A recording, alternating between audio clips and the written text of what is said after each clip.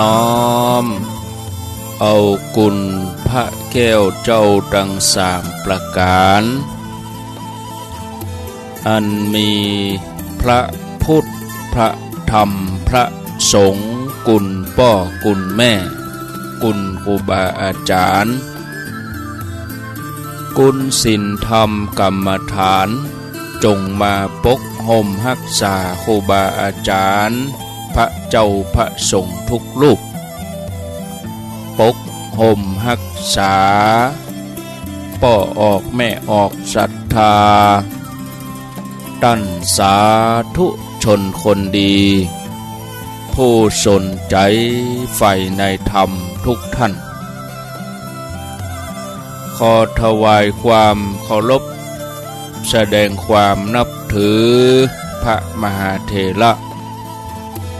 พระเถรานุเถระเจ้าคณะพระสังฆาธิการครูบาอาจารย์เจ้าที่เปิดวิทยุฟังอยู่ที่วัดที่ว่าเวลานี้บ่ว่าจะเป็นหลวงป่อหลวงลุงตุลุงตุปี้ตุน้องเปื้อนสหธรรมพระสงฆ์ทั้งหลายจุตนจุองค์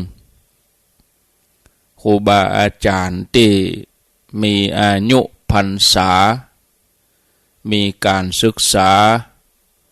มีภูมิธรรมที่สูงกว่าเก่ากับผมขอ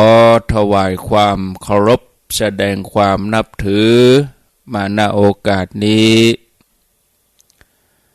ขอความสุขความเจริญในธรรมความผาสุกตั้งใจความสบายตั้งกายจงได้บังเกิดแก่ญาติโยมทั้งหลายทุกคนทุกท่านพ่ออุ้ยแม่อุ้ยนักศีลนักบุญเท่าแก่น้อยใจยิงทั้งหลายทุกคนอนุโมทนาสถานีวิทยุคลื่นต่างๆที่เปิ่นได้รับสัญญาณนำรายการนี้ไปสู่ผู้ฟังทางบ้านบ่ว่าไกลว่าใกล้อยู่ที่ไหนก็รับฟังได้ขออนุโมทนาในกุศลเจตนาของเจ้าของสถานีผู้อำนวยการดีเจเจ้าหน้าที่ฝ่ายเทคนิคบ่ว่าจะเป็นฆราวาสหรือพระคุณเจ้าที่เฝ้าสถานีถึงเวลาก็เปิดเครื่องส่งเปิดคอมพิวเตอร์ก็สัญญาณลิงก์สัญญาณเอารายการนี้ไปสู่ผู้ฟังทางบ้านไผที่ยังบ่ลุกเตื้อก็เกียมตัวลุกมาได้แล้วนึกเกียมตัวลุกมาได้แล้วหลับลุกเจ้ากินพักตังปายหลับลุกควายกินพักตังเกาลุกเจ้าได้หลายลุกควายได้น้อยหลับลุกเจ้าเป็นเจ้าทั้งหลายหลับลุกควายป่าเฮือลูกหลานเป็นหนี้เป็นข้าเน้อตื่นมาเหียเน้อลุกมาเหียเน้อลุกเน้อลุกเน้อลุกลุกลุกลุกลุกตื่นตื่นตื่นตื่นตื่นตื่นได้แล้วลุกได้แล้วญาติโยมท่านทั้งหลายลุกเจ้าตื่นตัวเจ้าบัวกาบหันเยื่องนานาพังพร้อมลุกควายบอดตันหนตางกีดก้อมก้าตัวบอดต้อมปูนอาย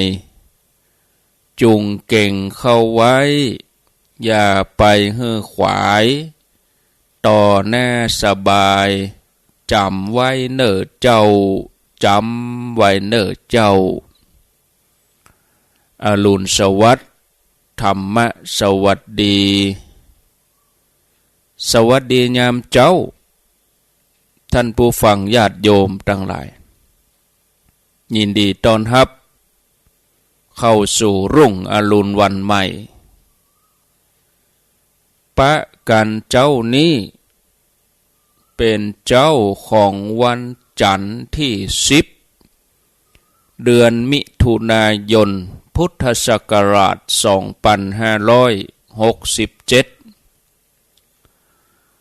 วันนี้เป็นวันเดือนเก้าเหนือขึ้น4ค่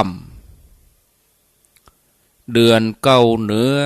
ขึ้น4ค่ำพร่ำว่าเป็นวันจันทร์เดือนเก้านี่เสือติดกับจันทร์เนอะศรัทธาญาติโยมนี่60เสียกันวันเดียวเดือนเก้า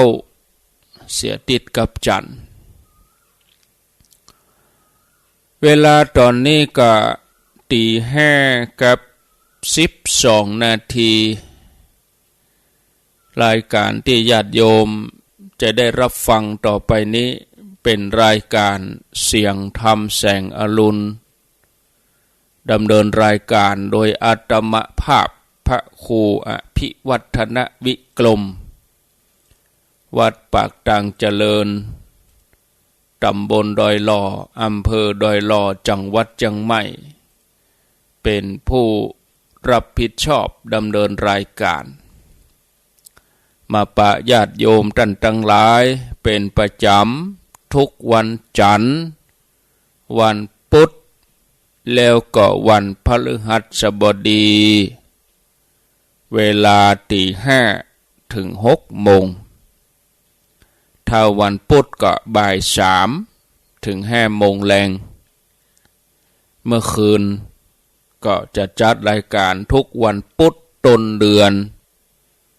ดำเนินรายการให้ศรัทธาญาติโยม2 ทุ่มถึง 4 ทุ่มทุกวันพุธต้นเดือนเดือนไหนก็จัดเหีย1 วันนอกจากนั้นเหลือจากนั้นเวลาอื่นๆวันอื่นๆก็สลับซับเปลี่ยนกันมีครูบาอาจารย์หลายตนหลายองค์หลายที่หลายแห่งหลายหนต่างวัดต่างตำบลต่างอำเภอต่างจังหวัดได้ช่วยกันออกอากาศเผยแผ่ธรรมะให้ศรัทธาญาติโยมได้ฟังอยู่ทางบ้านบอกว่าเมื่อเจ้าสายบ่าย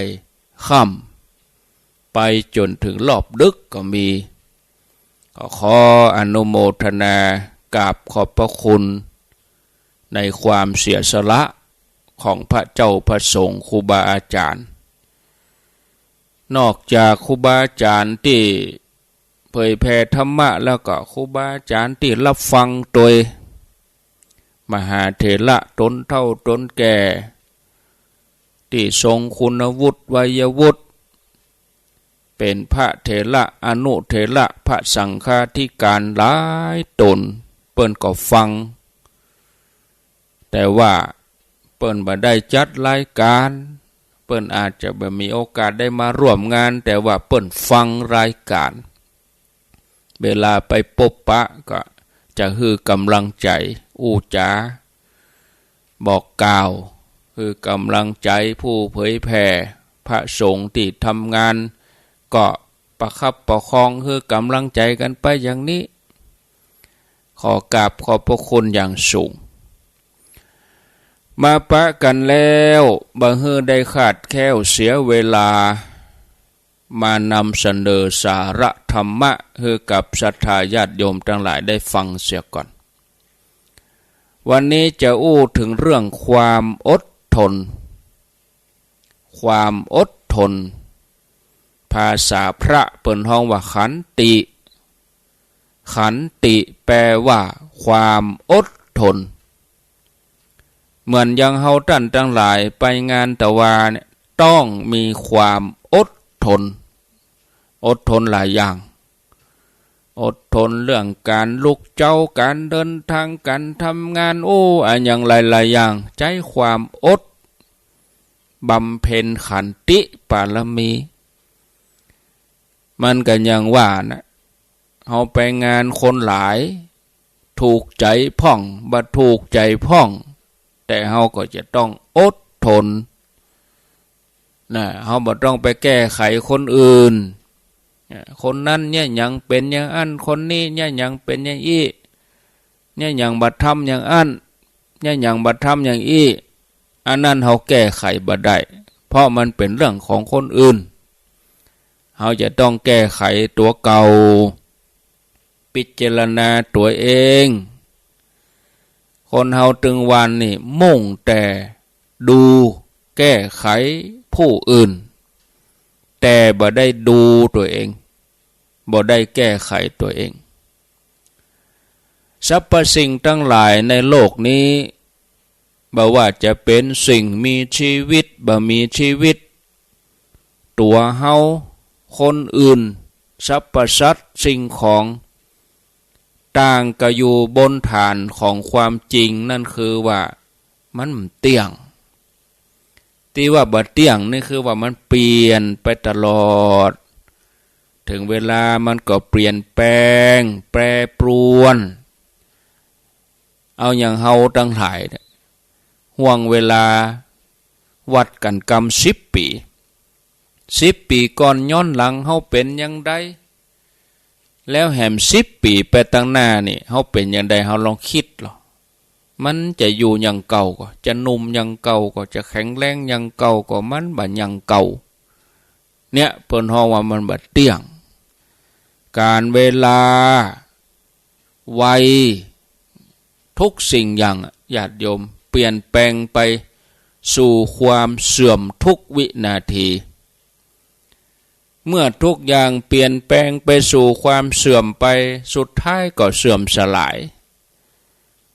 แล้วทุกอย่างก็ล้วนเป็นทุกข์บ่ใจตัวตนคำว่าทุกข์คือสภาพที่มันทนได้ยากเนี่ยจะใดถึงจะทนได้ก็อดทนเนี่ยใหญ่ถึงจะทนก็ต้องอดทนฉะนั้นญาติโยมเมื่อเฮาเข้าใจธรรมชาติอย่างนี้แล้วเฮาก็ควรจะเสาะแสวงหาความจริงที่จะนำไปสู่ความสุขที่แท้จริงคือกับตัวเก่าเฮาแล้วก็สามารถเข้าถึงได้โดยการลงมือปฏิบัติอาศัยความเปลี่ยนอาศัยขันติเนี่ยขันติปรมังตโปติติฆาความอดทนความอดกั้นเป็นเครื่องเผากิเลสอย่างยอดเยี่ยมพระพุทธเจ้าของเฮาเปิ้นก็ใจขันติตอนที่เปิ้นเป็นโพธิสัตว์เจ้าในอดีตชาติบอกว่าภพภูมิใดเกิดภพใดก็ใจขันติเนี่ยญาติโยมในตลอดชีวิตของการสร้างบารมีของพระองค์นี่เปิ้นประกอบขันติเหมือนดังที่เปิ้นไปเกิดเป็นพระโอรสของพระเจ้ากาสิกราชในวันที่พระองค์ประสูตินี่พระราชาเสด็จป่อมีรับสั่งให้พราหมณ์มาพยากรณ์พระโอรสเมื่อพราหมณ์เปิ้นหันใส่ลักษณะของพระโอรสแล้วก็กราบทูลพระบิดาพระราชาว่าโอ้ทั่วปฐพีนี่จะหามหาบุรุษผู้เลิศอย่างนี้บ่มีแล้วพระโอรสเป็นผู้ที่มีรูปชมงดงามมีวรรณะผ่องใสแถมประการหนึ่งคือเปี่ยมด้วยบุญญาบารมีแล้วพระโอรสนี่จะเป็นผู้ที่นำสันติสุขมาสู่อาณาประชาราษฎร์พญาเจ้าเมืองได้ฟังคำพยากรณ์ก็ดีพระไทยจื่นใจ ในวันนั้นปรากฏว่าฝนตกทั่วพระนครนำความชุ่มฉ่ำมาสู่เจ้าบ้านเจ้าเมืองนำความชุ่มฉ่ำมาสู่พระไทย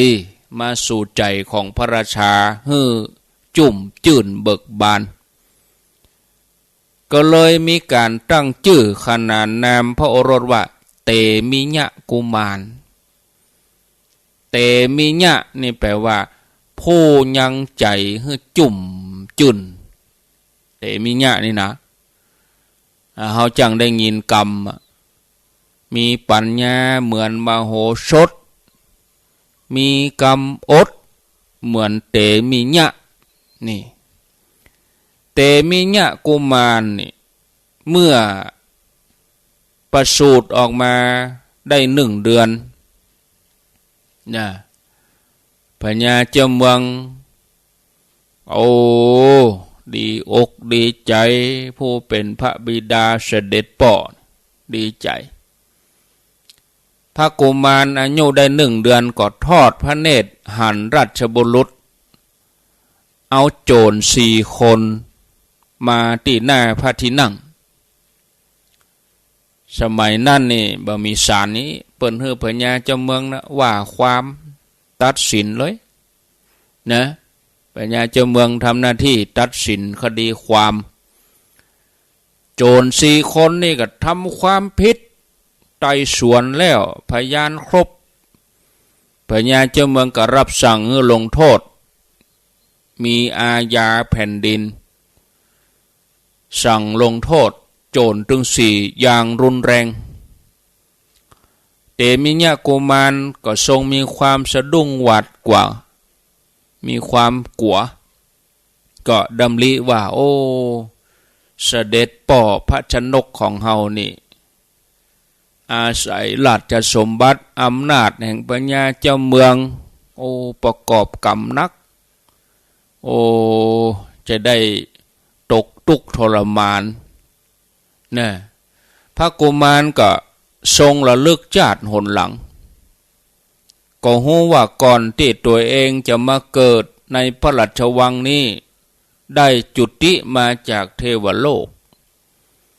ระลึกย้อนต่อไปแถมว่าก่อนที่จะมาสู่เทวโลกนี่ก็เคยตกมโนหกมาเหมือนกันอยู่มโนหกขุม1ก่อนที่จะตกมโนหกก็เคยเป็นพญาเจ้าเมืองในแว่นแคว้นนี้ในจาดภพก่อนหน้านั้น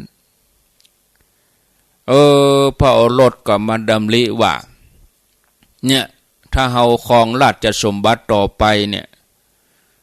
ต่อไปถ้าเฮาใหญ่ขึ้นมาเฮาก็จะได้เป็นพญาเจ้าเมืองแตนป่อเมื่อได้เป็นพญาเจ้าเมืองแตนป่อก็จะได้สั่งประหารชีวิตคนนั่นคนนี้ตัดสินคดีความนะก็จะสร้างกรรมสร้างเวรต้องเสวยทุกข์ทรมานถ้ากรรมนักเข้าก็อาจจะปิกไปมโนหก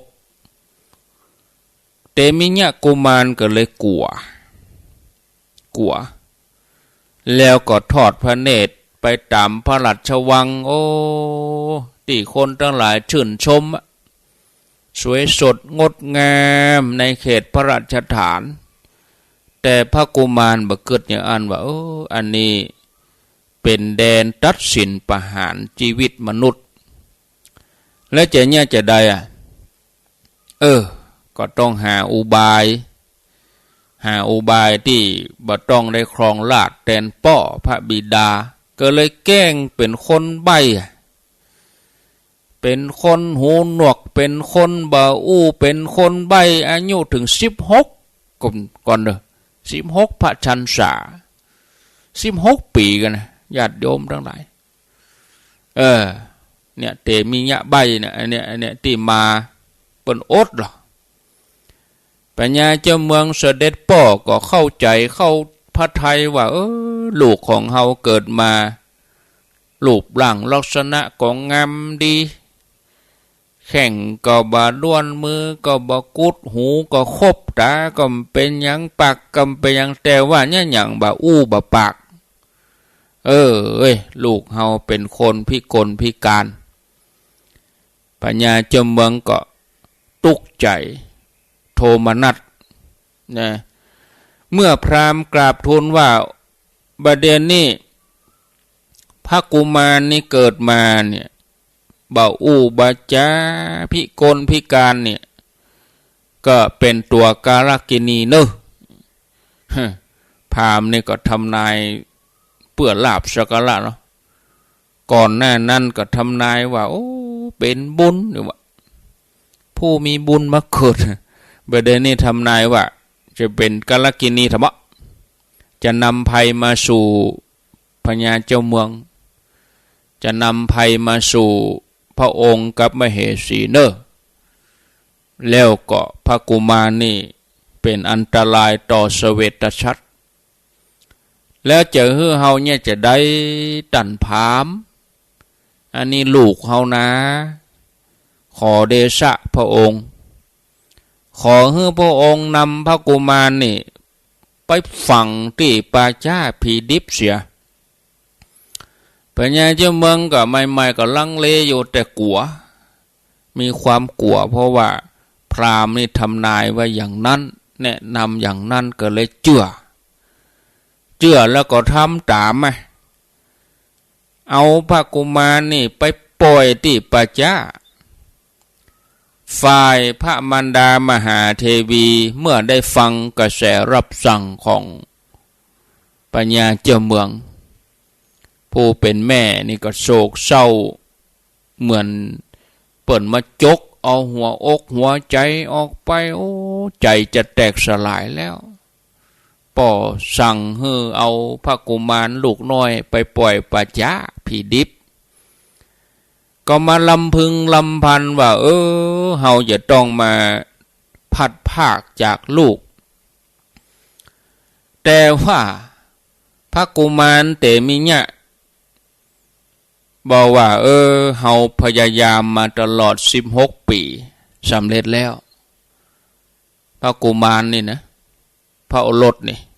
บ่มีความโศกแต่ดีใจดีป่อเฮาจะเอาเฮาไปปล่อยละดีเฮาอดมา16 ปีเดือนนี้สำเร็จแล้วตกวันผูกเมื่อเจ้า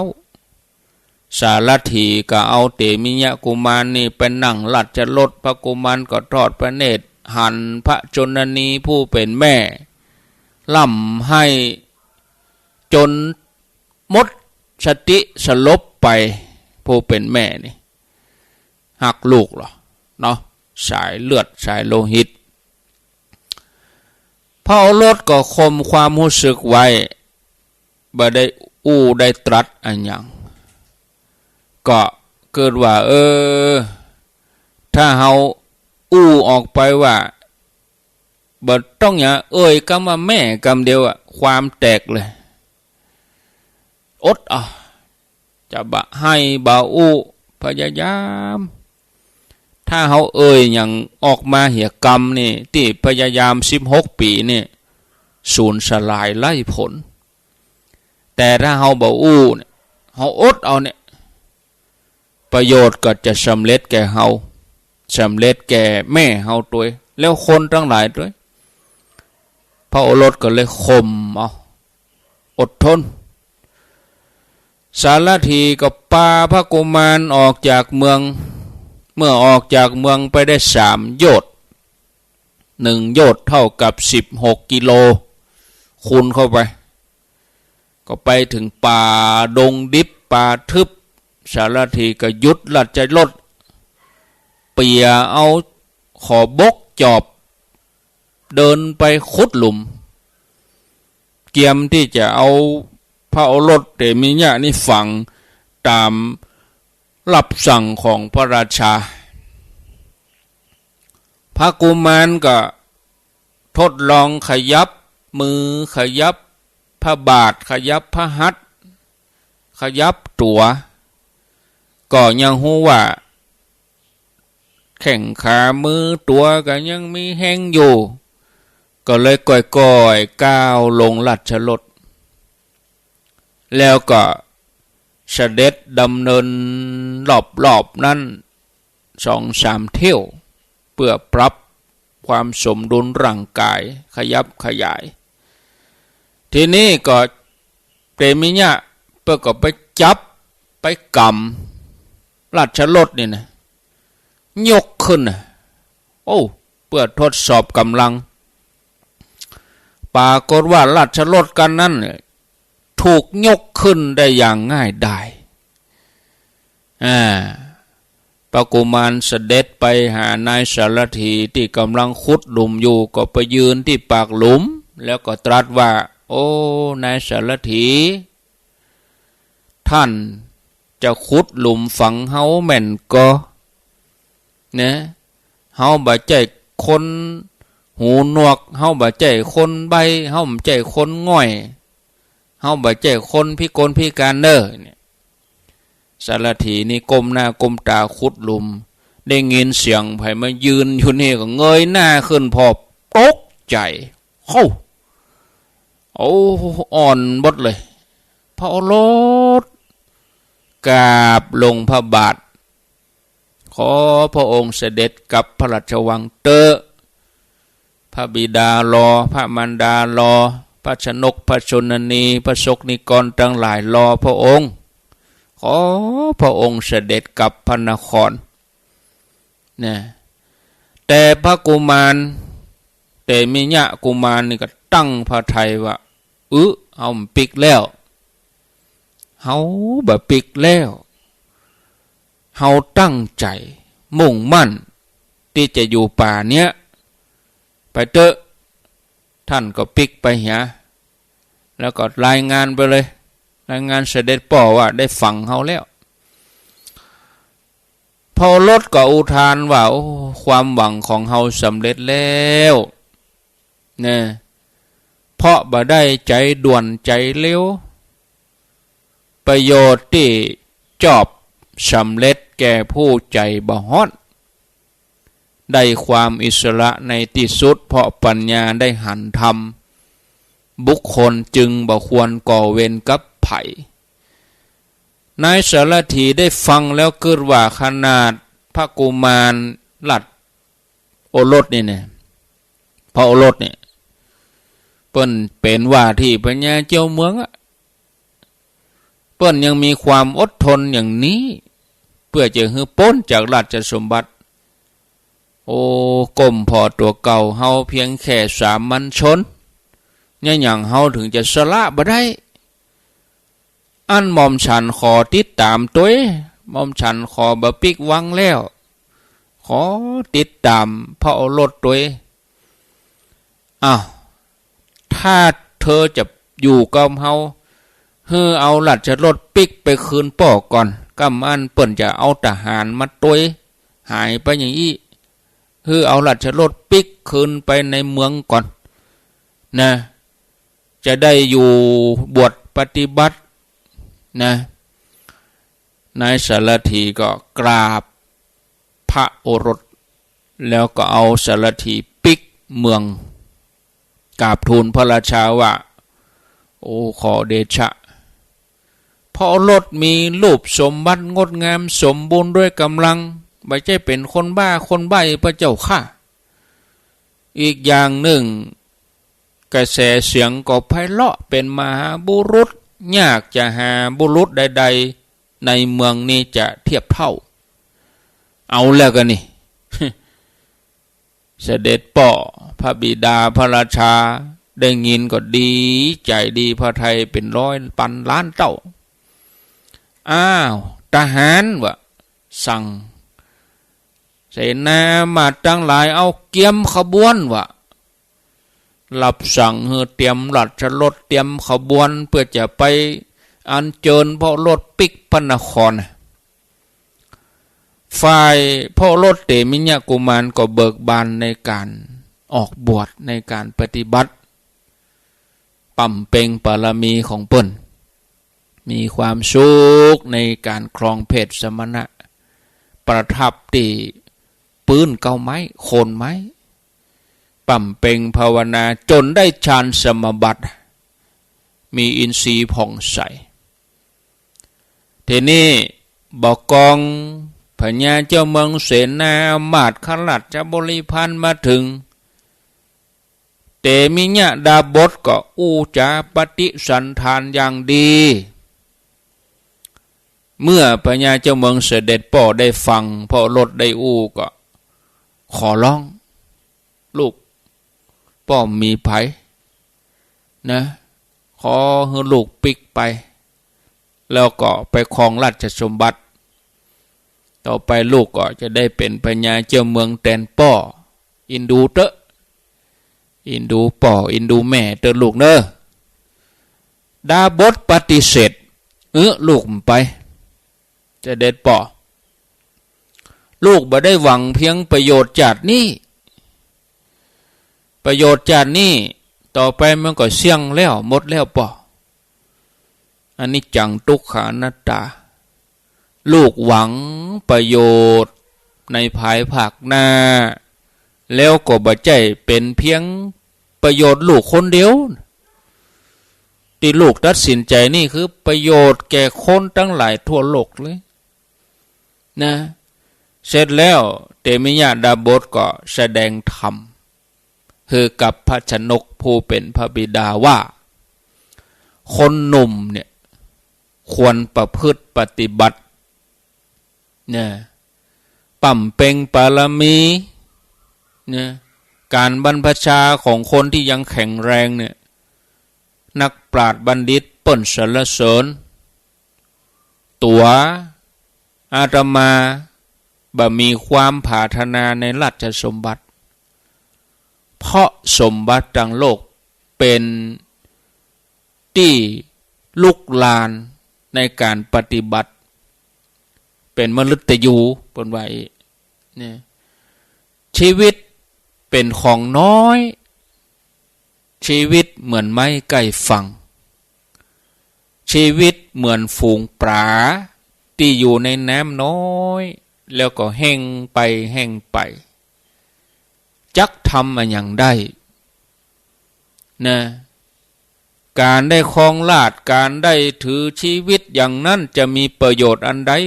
เสด็จป่อทีนี้เมื่อพญาเจ้าเมืองพระราชามหาเทวีได้ฟังอย่างนั้นก็เลื่อมใสในพระโอรสที่บวชเป็นฤาษีบวชเป็นนักบวชเป็นนักพจน์นักบวชประสงค์จะบวชด้วยธรรมกำนั่นแม่นมเสนาอามาตย์ก็จะต้วยกันบวชธรรมะจะบวชโดยธรรมะ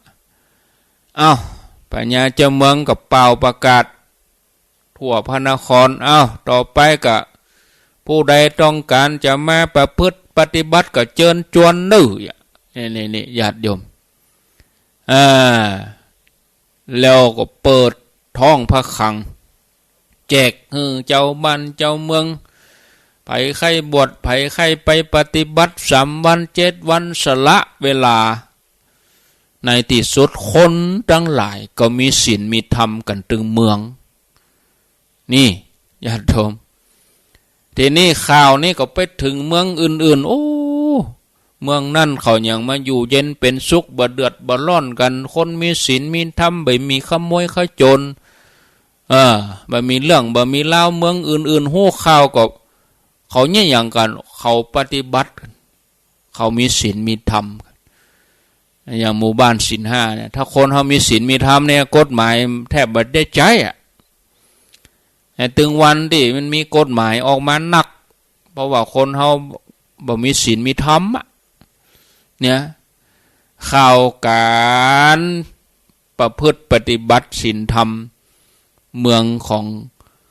เตมิญะกุมารนี่ก็กระจายไปถึงเมืองอื่นๆก็เกิดความเลื่อมใสก็ติดตามลำต้วยเอาละกันนั่นลามไปบวชกันไผใครบวชก็บวชไผใครปฏิบัติก็ปฏิบัตินั่นนี่เอาละคนก็อยู่ในศีลในธรรมกันในที่สุดเมื่อเสี่ยงอายุไขแต่ละช่วงวัยคนเฮามีเป็น7 คนเนี่ย เจนคนคือว่าเฮาเอา7 เจนนี่เนาะเฮานี่อยู่ตรงกลางขึ้นไปตรงบนนี่3ลงตรงลุ่ม3ตรงบน3ก็คือพ่อแม่เฮาอุ้ยมอนเฮาทวดเฮาอย่างเงี้ยปู่ย่าตายายแล้วเฮามาถามหลานเฮาบ่เดียวจำอุ้ยมอนเฮานี่เขาบ่จำแล้วเขาจะจำกันระยะเขาก็จะจำเฮาในฐานะที่เฮาเป็นอุ้ยเขาแล้วถามว่าเขาเคยหันมอนก็บ่เคยหันถ้าคนเฒ่าคนใดอายุบ่เกิน90นะบ่เดียวละอ่อนเกิดมานี่บ่ได้หันแล้วหมดหันกังหูบนะแต่บ่ได้หันวิถีชีวิตของอุ้ยมอนอย่างญาติโยมเขาทั้งหลายแต่ก่อนหันกะเนาะอยู่กับพ่อกับแม่ก็ยังได้หันมอนหันทวดอยู่แต่เรามาถามหลานถามเลนเฮาบ่ได้เขาฮู้จักมันเสี่ยงเจนกันไปแล้วคนทั้งหลายมีช่วงอายุเมื่อเฒ่าไปแก่ไปก็เสี่ยงอายุไขไปหมู่ที่เสี่ยงไปกับไปสู่พรหมโลกไปสู่สุคติกันไปปรากฏว่ายุคนั้นสมัยนั้นบ่มีภัยตกอบายเลยนี่ญาติโยมทั้งหลายโดยคุณธรรมของคนคนเดียวอ่ะเนี่ยญาติโยมฉะนั้นขันติความอดทนนี่ประเสริฐเกิดประโยชน์สำเร็จนำความสุขมาสู่ตนและผู้อื่นถ้าเราเข้มแข็งแน่วแน่หนักแน่นอดทนทำความดีโดยที่บ่หวั่นไหวเขาจะบ่ยอมเสียรางวัลเขาจะบ่ยอมเสียปณิธานที่เขาตั้งไว้ในที่สุดไผบ่ท่ามาประกาศอวดเพื่อเกียรติบัตรเพื่อโล่เขาจะได้รับรางวัล นั่นคือที่สุดแห่งธรรมที่จะเกิดขึ้นกับตัวเขาสักวันหนึ่งสิ่งที่พ่อแม่ครูบาอาจารย์บรรพบุรุษเปิ้นสร้างไว้มาก่อนเขาจะได้รู้ว่ามันดีอย่างใดแต่ถ้าเขาบ่ได้ลงมือปฏิบัติถ้าเขาบ่ได้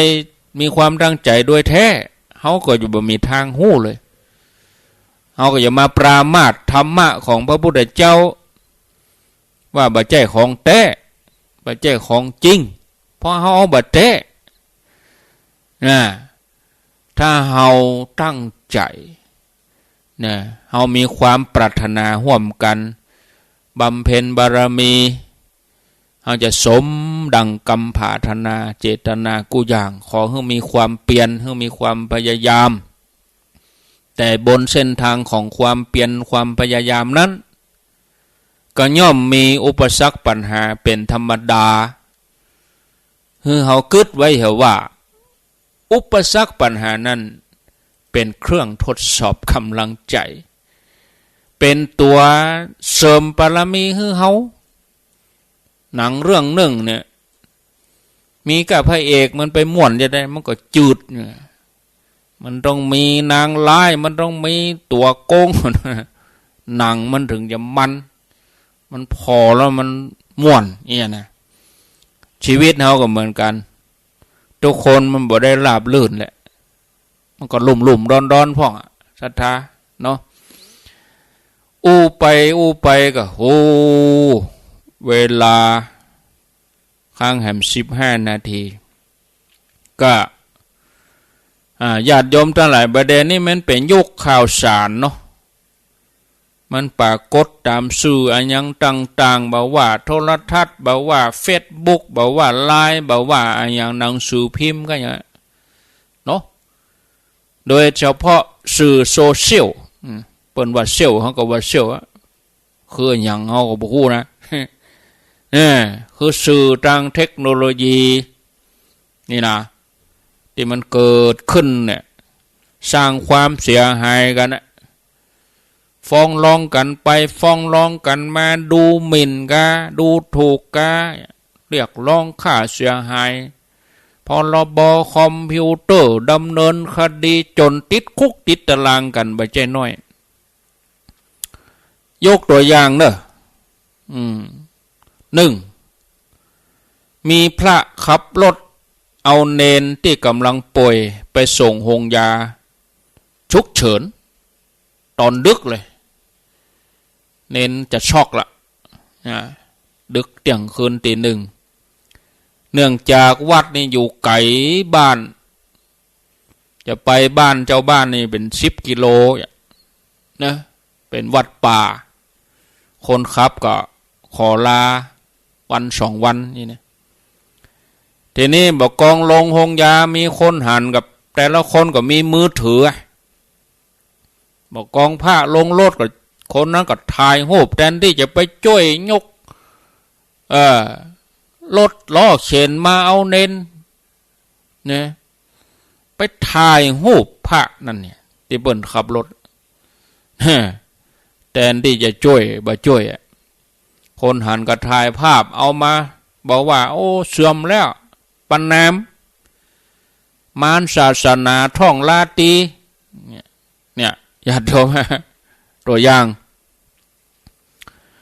ย่างที่2เวลาเขาไปโรงยาตัวเขาทุกคนนี่ไปโรงยานี่เขาจะบางคนใจห้อนหรอใจบ่เย็นนะพยาบาลเพื่อนกำลังกดโทรศัพท์ส่งไลน์เพื่อจะรายงานประเด็นนี้บ่ต้องมีใบบ่ต้องมีเอกสารเพื่อนเพื่อรายงานผลของคนไข้หมอเพื่อนอยู่แฮมตี้เพื่อนจะได้วินิจฉัยหมอเพื่อนก็ส่งผลเลือดมาพยาบาลเพื่อนกำลังตอบโต้เพื่อนกำลังเอามือถือมากดนั่นกดนี่คนหนึ่งใจฮ้อนก็ไปถ่ายรูปคุณพยาบาลเอามาลงไลน์ลงเฟซหาว่าพยาบาลบ่ดูแลบ่ใจใส่เมาก็เล่นโทรศัพท์นั่นอันนี้ตัวอย่างที่2ตัวอย่างที่3วินมอเตอร์ไซค์คือคนขับรถเครื่องรับจ้างกำลังไล่บุบปอใจคนหนึ่งซึ่งปอใจคนนี้เนี่ยไปตึดสร้อยของคนเฒ่าที่กาดปุ่นมันตึดสร้อยที่กาดปุ่นแล้วมันก็หล่นมานะคนทั้งหลายก็ตะโกนช่วยด้วยโจรกระชากสร้อยคนเฒ่าดีโจรมันก็หล่นมาทางนั้นพอดีปอใจคนนี้ก็อยู่ใกล้หั่นกับเปียไม้ล่นแล้วก็บุบคนตีถ่ายรูปก็บาอธิบายแบบอย่างถ่ายรูปเสร็จแล้วก็เอาไปวิจารณ์ในเฟซบุ๊กในไลน์ว่าโอ้วินมอเตอร์ไซค์คนขับรถเครื่องนี่โหดเอาไม้บุบคนแบบมีทางสู้ความหมายคนละอย่างนะญาติโยมทั้งหลายตัวอย่างที่4อันนี้พอหมอกปอฮือเฮาทั้งหลายได้พิจารณามีพระตนหนึ่งเปิ้นไปเฝ้าแม่เปิ้นบ่สบายอยู่โรงยาถึงเวลาบ่าย2 โมงบ่าย3 โมงพอดีก็มี2 พี่น้องพระนี่เป็นอ้ายน้องปอใจบ่าวน้องบ่าวนี่ก็กูเตือกับน้องเบาเฝ้าแต่ว่าวันนั้นน้องเบาขอไปธุระในเมืองสักเกิงวันเนี่ยก็ขอให้ตุปีเนี่ยไปเฝ้าแม่แทนครับพระก็ไปเฝ้าแม่เฝ้าเสร็จแล้วก็เจ้าขออภัยก็เกรงใจแม่ก็ว่าเอาไปได้แม่ขยากกินข้าวของกินหงยานี่มันบะล้ำไปขออภัยก็ยากบ่ฮู้จักไผพระก็เลยว่าเน้นไปซื้อข้าวพัดตุลุงก็มะนี่นะเน้นก็เตียวไปล่ะเน้นความเป็นเน้นเนาะว่าก็บ่ฮู้ไปขออภัยก็บ่จ้างขอก็ไปยืนหน้าร้านซื้ออาหารโยมแม่นี่เวลาบ่าย2บ่าย3คนหันเข้าใส่คนนั่นนั่งในรถก็จกลงก็เอาโทรศัพท์มากดถ่ายรูปมาบไปประจานในนี่วัดไหนนี่ไม่ได้รับการอบรมเจ้าอาวาสเป็นไผมายืนซื้อครัวเวลาถอนไผบางอย่างเนี่ยอย่างก็จ้างเนี่ยอย่างที่เฮาหันเนี่ยมันอาจจะบาดใจ เฮาบ่ฮู้กับป่นเฮาจะไปฟังสรุปบางอย่างอันซื่อนี่ก็เหมือนกันนะโทรศัพท์หมู่นี่นะหันถ่ายรูปโป๊บแบบมันบ่ใช่อย่างอันก็มีคนจำนวนบ่น้อยตัดสินคนอื่นจากสิ่งที่หันทำตัวเป็นผู้พิพากษาจีถูกจีผิดคนอื่นไปหมดเลยนะจีผิดคนอื่นตัวเองถูกบางทีตัดตัวเองนี่ใครถ่ายรูปดีๆใครถ่ายงามๆผมบดีก็จะหวีหน้าบางงามก็จะแต่งก็ไปยืนมุมดีๆอันเตะท่างามๆก็บางทีถ่ายรูปเปิ้นนี่จับผิดถ่ายจับผิดศรัทธาทั้งหลายคือมีสตินะนิ้วที่จี้ตำนิ้วที่มันจี้ตำนี้ประนามหยัดหยามผู้อื่นว่าบดีเนี่ยเวลามันจี้มันไปนิ้วเดียวนะมันเข้าหาเฮากี่นิ้วเนาะ3 นิ้วกันอย่านิ้วจี้มันจี้ส่งออกไปนอกพะนะพอฮะนะมาเข้าตัวเก่ากลางนางก้อยบางคนบอกเอานิ้วจี้นะกว่าเปิ้นหันเอาปากจี้อู้นะโอ้ญาติโยมทั้งหลายมันดังกำปอนที่ว่าโทษคนอื่นมองเห็นเช่นภูเขาโทษของเรามองเห็นเท่าเส้นขนลมคนอื่นเหม็นเบื่อเราเหลือทนลมของตนถึงเหม็นไม่เป็นไรกำว่าลมนี่ไม่ใช่ลมปากนะตดนะขอโทษเด้อเอาฝากไว้เนอะศรัทธาญาติโยมทั้งหลายแต่ว่าก็ผ่านไปด้วยดีงานท่านอาจารย์วรรณชัยก็ขอกราบขอบพระคุณครูบาอาจารย์ทุกรูปแทนท่านอาจารย์วรรณชัยแล้วก็อนุโมทนากับศรัทธาญาติโยมทั้งหลายทุกคนทุกท่านแทนท่านอาจารย์วรรณชัยเนอะเปิ้นอาจจะบ่ได้ตักได้อู้ได้จ่าญาติโยมก็อย่าไปน้อยใจคนไปหลายปันนะทุกคนสำคัญหมดคนไปงานนะมาว่างานไหนงานขึ้นสีขาวเฮานี่ก็ตามทุกคนสำคัญหมดแล้วเฮาเองจะไปสำคัญตัวเองเนี่ยคนเฮามันอย่างเปิ้นอย่างบัดตักเฮาเปิ้นอย่างมาอู้เขาก็งานเปิ้นหลายเฮาต้องเข้าใจเนอะหมู่เฮาที่ฟังรายการขึ้นสีขาวเนี่ยเฮาจะไปมีนิสัยอย่างอันคือเฮาปรับใจของเฮานี่อินดูเปิ้นอย่างที่ตมาว่าเฮาไปถึงเฮาจะไปเรียกร้องว่าอันนั้นอย่างบะหมี่อันนี้อย่างบะหมี่ก็เปิ้นอยู่ของเปิ้นอย่างอันน่ะเปิ้นบะหมี่จะไปฮื้อเปิ้นพร้อมจะได้เฮาใครฮื้อเปิ้นมีเฮาก็ไปแปลงฮื้อเปิ้นน่ะเฮาก็ไปตานฮื้อเปิ้นแหละอย่างที่ตะวาเฮาห้องน้ำอย่างมันลำบากหาท่านอย่างอันนี้ก็เปิ้นอย่างอันเนาะธรรมดาเนี่ยบ่ก็อยู่ของเปิ้นน่ะแต่หมู่เฮาทั้งหลายบ่ได้เอาความสบายไปจับเอาความสบายตัวเองไปจับมันก็เลยบ่สบายใจตัวเก่าเพ่อันนี้บอกว่างานไหนญาติโยมเฮาพยายามอู้กันเมื่อก่อนจะมาอู้เรื่องลงทานอู้เรื่องการกินก็คือกินพอดีเวลาขว้างขยะก็จะไปซุกไปใส่ไว้ที่ต้นไม้เอาไปซุกไปซ่อนมันเก็บยากขว้างก็ขว้างให้มันหันมันเก็บง่ายบางคนหันว่าเอาว่าไว้ง่ายนั่นคือความมักง่ายที่ว่ากินง่ายนี่คือว่ากินยังได้ก็ได้นะไม่ใช่ว่ากินง่ายกินในขว้างหั่นนะโยมไปขว้างอย่างหั่นนะผมกินง่ายครับบางทีกินขว้างข้างลงทานเปิดหั่นนะเฮาจะต้องเข้าใจญาติโยมท่านทั้งหลายแล้วแถมอย่างนึงเด้อเปิ้นอาจจะบ่ฟังเพราะว่าเปิ้นเป็นคนไทยแต่ว่าหมู่เฮาที่เฮาฟังรายการวิทยุก็ขอเตือนสติให้หน่อยมีงานอย่างงานหลวงงานหลายนี่จะไปจ้องแต่จะเอาภาพอย่างเดียวอาตมาหันหลายงานแล้วบ่ค่อยสบายใจบางทีเฮาบอกก็บ่ได้แปลงหน้าหมกใส่ตาหมกใส่แปลงโคตรใส่โคตรก็จังเพราะว่าเฮาเตือนมันเป็นได้ท่านอาจารย์พระครูก็ละอ่อนอยู่บางคนก็แม่ยิง ไปศูนย์ทายหูบนั่นได้วันที่กายหัวครูบาอาจารย์ยังตะวานี่นะอาตมาอดได้ก็เลยลุกไปโยมพระกำลังจะฮือพรโยมมาเพื่อโยมจะเอาบุญแม่นก่อโยมอยากรับพรโยมต้องนั่งลงอันเนี้ยยืนกล้องมากายหัวครูบาอาจารย์หลวงพ่อเจ้าคณะอำเภอบ้านโฮงถูกได้ลุกยืนออกจากเก้าอี้ไปเลยเพราะโยมมุงเกินแล้วเราอ่อนทั้งนั้นอ่ะเอาโทรศัพท์มายืนแล้วเพราะจะตั้งใส่ตาพนกายหัวครูบาอาจารย์อยู่ฮะแล้ว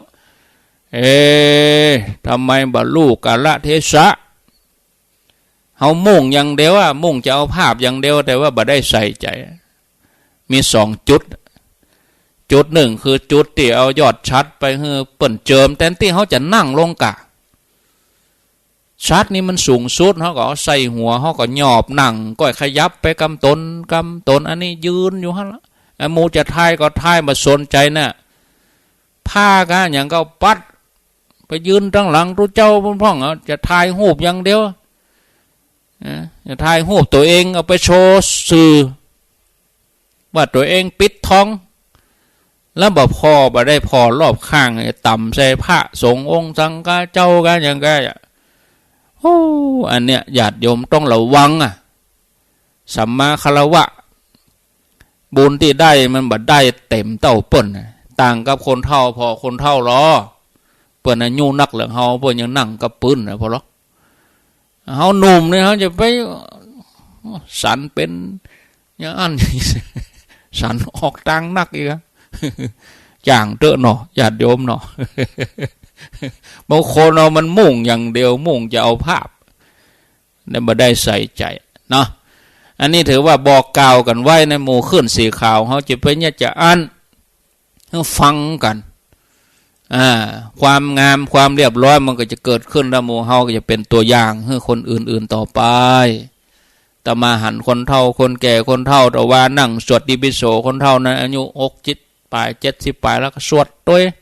เวลาเปิ้นนั่งกับปืนเท่าแล้วนะคนเท่าแล้วนะเตียวซวกไม่เต้าเวลาเปิ้นนั่งกับปืนเฮาคนหนุ่มอยู่เราไปนั่งเก้าอี้แล้วก็เตียวสัดไก่หัวครูบาอาจารย์นั่งลุ่มพุ่นแต่มันบักไข่เหมาะเนาะเอาลาไปก่อนญาติโยม วันนี้บ่ได้วางสายแล้วก็ไปอ่านชื่อวันพุธปุ่น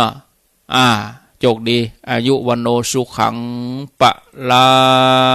ง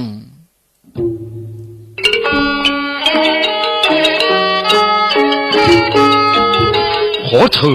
ญพุทธศาสนิกชนศิษยานุศิษย์ผู้มีจิตศรัทธาร่วมงานพิธีวางศิลาฤกษ์เจดีย์พุทธคยาจำลองเพื่อถวายเป็นพุทธบูชาไว้ในพระพุทธศาสนาและบูชาคุณพระเดชพระคุณพระพรหมมงคลหลวงปู่ทองสิริมังคโลอดีตเจ้าอาวาสวัดพระธาตุสีจอมทองวรวิหารอดีตที่ปรึกษาเจ้าคณะภาค7ณพุทธมณฑลตำบลดอยหล่ออำเภอดอยหล่อจังหวัดเชียงใหม่ในวันเสาร์ที่15 มิถุนายน